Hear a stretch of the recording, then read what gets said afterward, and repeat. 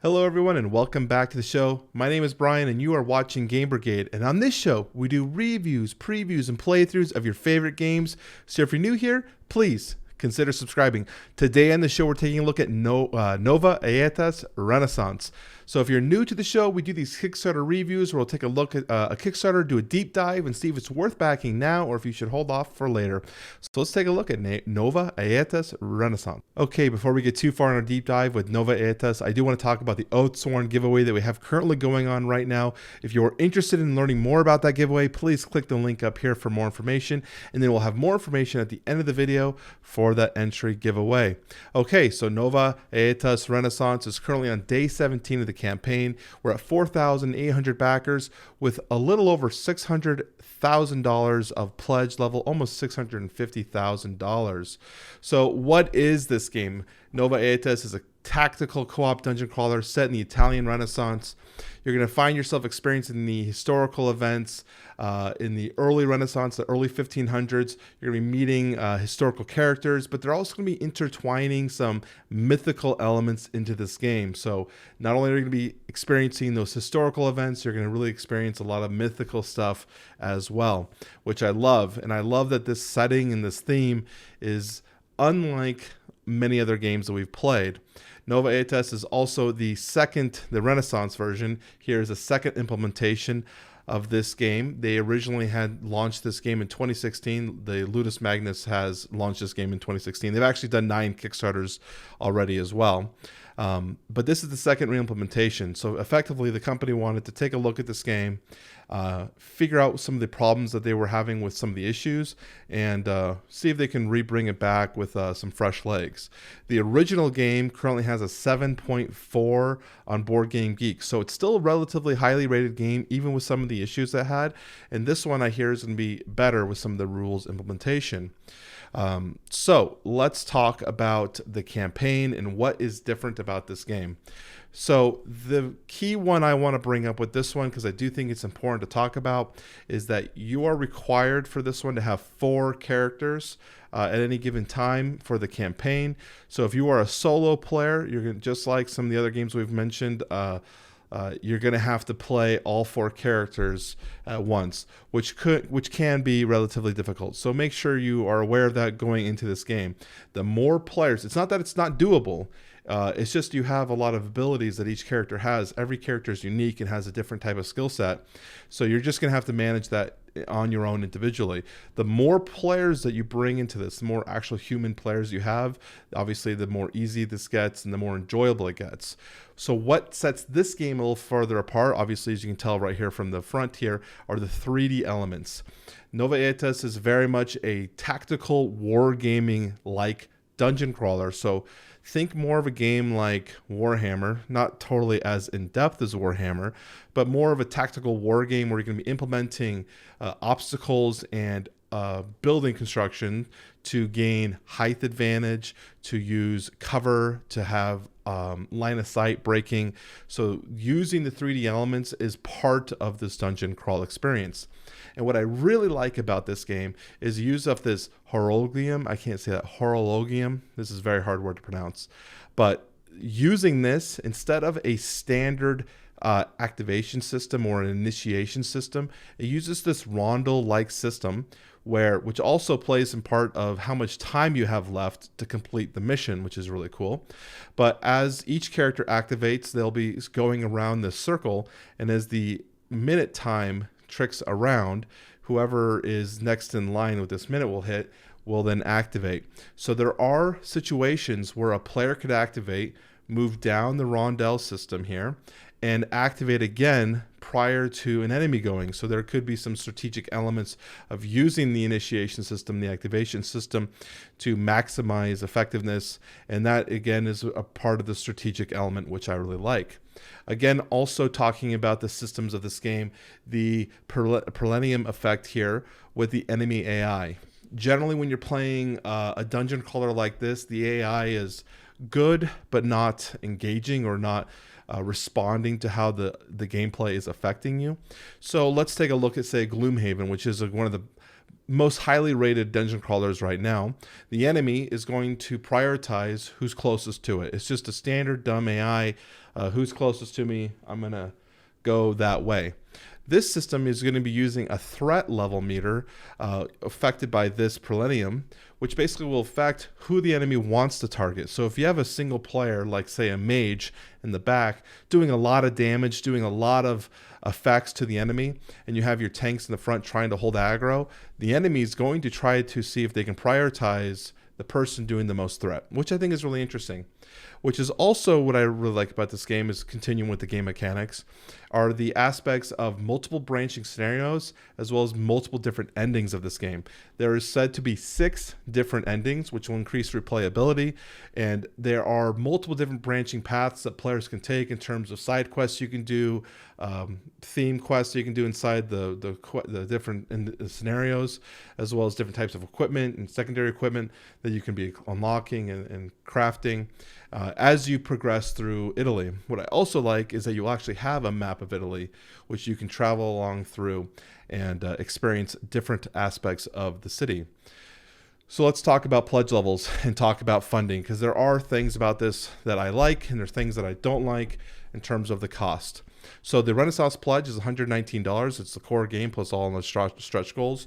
They have a good amount of stretch goals, and they do mention that currently any stretch goal that will be listed in green, so I think right here like Altair, Greggio, anything that has a green marker has already been planned to fit in this box, which generally means to me they've planned out a significant amount of stretch goals that they expect to hit. If this game were to blow up and get, say, $3 million, and they haven't planned out those stretch goals, they said that they will try to keep adding content to the game, but then they might have to come up with different storage solutions for those additional stretch goals. But right now, everything is planned to be in this one box, which is great because I hate having additional boxes. I've got a few games up here on the wall that have stretch goals that I had to purchase an additional box for the game just to store stuff, which just takes up real estate, and a valuable real estate. When you're dealing with board games, you know real estate's valuable. You got to have as much room so you can have as many games on your wall as possible. So $119 is the core pledge, unlocked all stretch goals. They also have the Magister pledge, which is a $59 expansion. You can actually buy this individually here. So this is for Nova Aetas Renaissance and the Black Rose War, which is another game that these guys have backed, which is interesting that this single expansion will come with all dedicated stretch goals that are marked with a specific symbol, so that if you are a Black Rose player, you own that game, you can buy this and it'll be compatible with that game, which is incredibly interesting. And then you have their all-in like pledge. It's not quite all-in because there's still some missing, but includes both. So you get a little bit of a discount on the Magister pledge if you purchase this as well as the core game. So $150 if you were to go all in on this. It seems relatively reasonable for the amount of content and type of game you're getting. So it's not like this price is absurdly high or anything like that. I have checked the resale market of the original game compared to this one, and they sell for, or not sell because it's hard to see some of the sellings, but they have listed active listings for around average $180. So it seems like these people are getting out roughly around what they paid, including their shipping cost. Maybe a little bit more, maybe a little less, depending on what actually sells. You always have to take a look and say, yes, this is what people are asking for, but what are they selling for? And sometimes without eBay listings, it's hard to know. And that's one of the hard things for me in terms of determining, is this financially worth it to back it? Well, they state that right now they are trying to sell this as a premium set. They're going to have higher end components and higher end miniatures. They do mention that they currently don't have anything in line for retail distribution, but if they were to do so, it's going to be a light version. So lesser components, lesser materials, and obviously a lesser cost. So it would be cheaper at retail. But there's no guarantee that this will actually go to retail. So if this is something that you are interested in, please take note of that. So let's keep moving along. So the box contents, they already have a few of their stretch goals. One that is definitely interesting to me is this Altair from Assassin's Creed. I sure hope they have purchased the Ubisoft distribution rights for Altair. I don't know if they have. I haven't heard from the company yet in regards to that. But this would be something that to me could potentially be a red flag if they haven't gotten those distribution rights. But we're just going to hope that they have.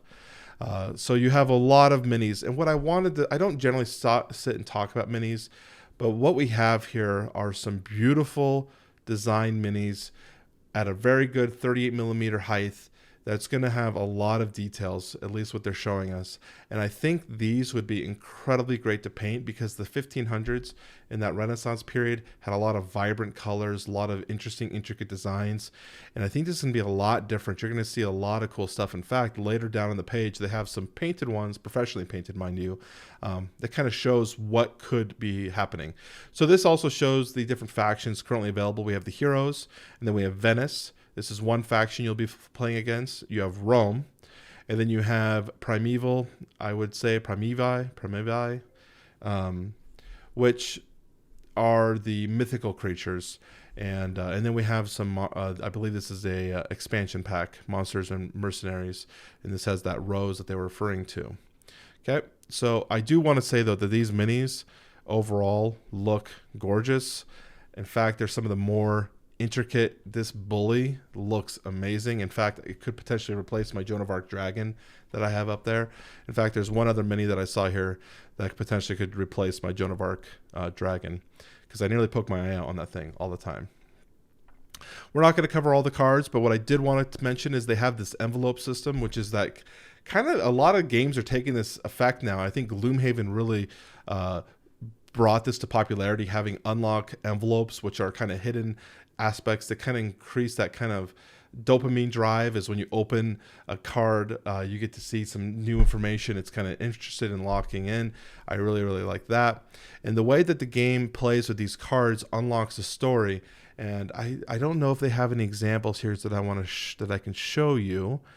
Right here is a good example. So when you complete a scenario, you'll flip over this card and read the text, and it'll tell you what to do. And then at the bottom here, it'll have if you can see my mouse is what I'm pointing with.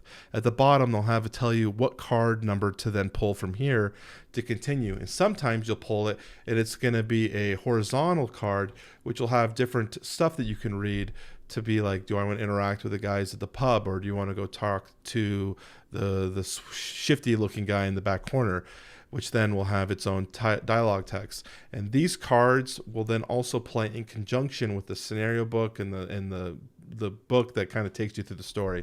So there'll be multiple different ways that this is going to develop you and kind of push you down your path that you choose, which I think is really great. So 3D elements. I love the 3D element aspect of the game because it's going to change the dynamic look. I do think that they're kind of not as fancy looking as I would love. I wish that these could be PVC miniatures, but of course that would increase our production costs through the roof. But say Joan of Arc has some pretty interesting building structures, which I like, and these trees are, it's what it is. What can you do? But effectively with the game, you are able to climb on top of these buildings. You can use these buildings to gain range if you're a ranged character. They increase your line of sight. These bushes can provide cover, but if you're on top of a building, because you're higher elevation, you can actually shoot through them and not be affected by that cover bonus. But building like these trees can block line of sight even if you're up on top of the building. And you're actually able even to leap building to building if you have the affected leap value to make that completion jump. So it's going to add a lot of tactical elements. And again, that reinforces my thoughts to where they were getting the inspiration of a game like this with those Japanese RPGs like Final Fantasy Tactics. Imagine the different hex grids as you're moving along. Is kind of how they're going to do it. You've got some tiles and tokens here. These are just standard. You're just going to build out your stuff here. And then again, the rondelle system, we've already talked about this, the hour hand. What I like about this as well, because it plays two different aspects. Not only is it playing the aspect of the initiation order of who gets to go first, it also is going to determine how much time you have left to complete the scenario and complete your main objective, because it's going to tell you what time to start this mission at. So it might say noon, so you set the hour clock to noon, and then it'll say you have till 1:30 to beat this game. So as you move this around, and then you move the hour to 1, And then as you get to 30, I think that's incredibly interesting. And again, unique. And I really want to prioritize producers who are pushing a unique system of initiation and activation to show that there are still room for development in this space and that there's still room that you can do. One thing I didn't talk about that they are showing here are these these blocks and pins. Let me show you what those are in reference to. Here on your character boards, this is a foldable, which you put your character sheet down here, and then you'll actually put those pins here, if you see these little spots, to indicate what powers or sorcery spells you were activating for the specific mission. And the color here, if you can see these, I know it's small, guys, I'm trying my best. These colors indicate what spells or actions you are able to bring with you. So you'll say, okay, this character gets 2 red, so I can put a red one here, but that means I do not get to use this ability.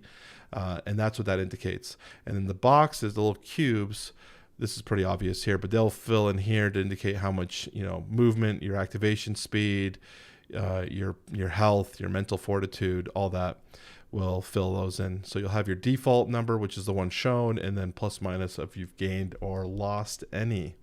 So that's that. This is the campaign book I was referring to, that those cards will play in conjunction with the campaign book. You get a 40-page rule book.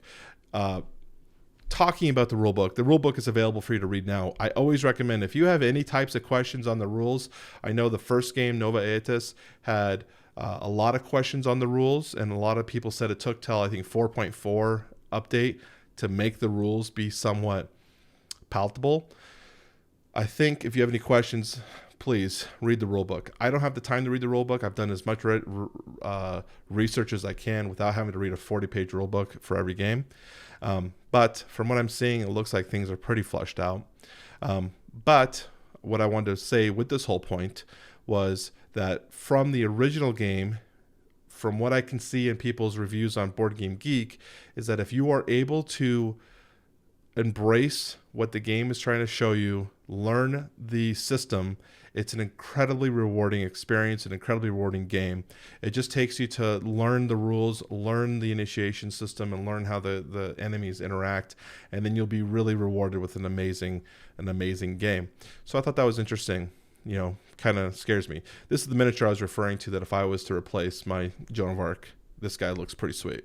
All painted up with these wings. I think I really like wings. I really like painting wings.